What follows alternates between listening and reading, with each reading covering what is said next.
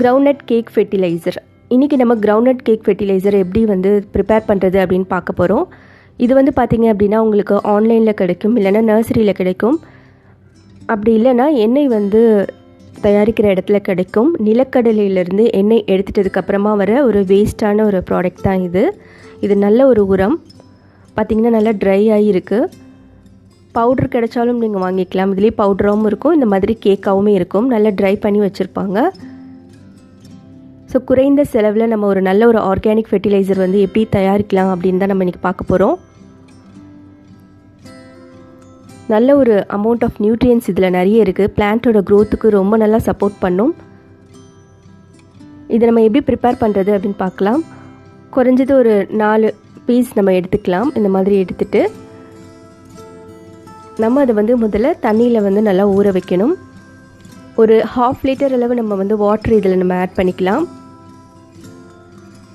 Add பண்ணிவிட்டு நம்ம இது ஒரு நிழலான இடத்துல நம்ம வச்சிடலாம். இது லைட்டாக நம்மளால் முடிஞ்ச அளவுக்கு நல்லா கலக்கி விட்டுக்கணும்.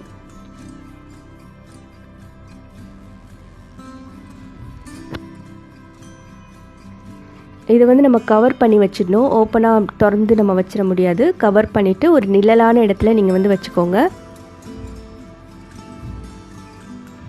ஒரு 2 டேஸ் நம்ம இதை வச்சிடலாம். 2 டேஸ் ஆயிடுச்சு. இப்போ பார்த்தீங்க அப்படின்னா நல்லா ரெடியாக இருக்குது. இதை நம்ம அப்படியே ஊற்றிடக்கூடாது, நல்லா டைல்யூட் பண்ணி தான் ஊற்றணும். ஒரு 10 லிட்டர் ஆஃப் வாட்டர் நம்ம இதில் ஆட் பண்ணிக்கலாம். ஆட் பண்ணி நல்லா டைல்யூட் பண்ணிக்கலாம். இது பார்த்திங்கன்னா உங்களுக்கு மோர் மாதிரி உங்களுக்கு வரும்.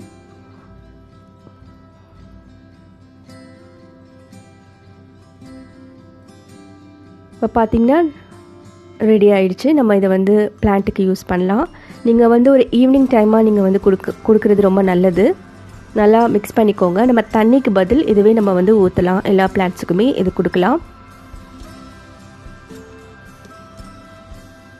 எந்த ஒரு ஃபெர்டிலைசர் நம்ம கொடுக்குறதா இருந்தாலும் 4 டேஸ் கேப்பில் நம்ம கொடுக்கணும். ஸோ இன்றைக்கி நான் இப்போ கிரவுண்ட்நட் கேக் கொடுத்துருக்கேன், அடுத்து நான் வேறு ஏதாவது ஒரு ஃபெர்டிலைசர் கொடுக்குறேன் அப்படின்னா குறைஞ்சது ஒரு 4 நாள் கேப்பில் நம்ம கொடுக்கணும்.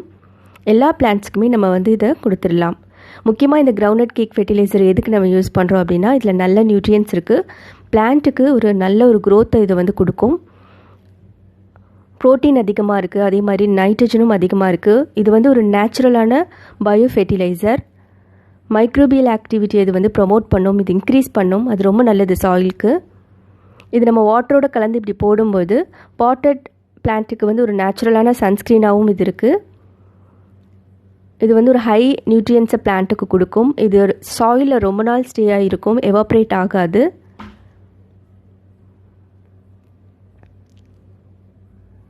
இது ஒரு நேச்சுரலான நைட்ரஜன் ஃபெர்டிலைசர். அதாவது நம்ம இதை போடும்போது அது டீகம்போஸ் ஆகும். இந்த கடலை புண்ணாக்கு டீகம்போஸ் ஆகும்.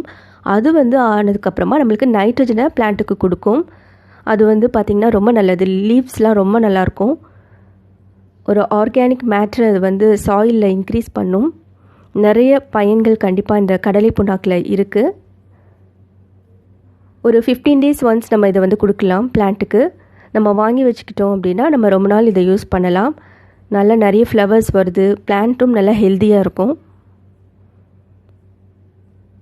எங்கேயாச்சும் உங்களுக்கு இந்த கடலை புண்ணாக்கு கிடச்சிச்சின்னா நீங்கள் வாங்கி யூஸ் பண்ணி பாருங்கள்.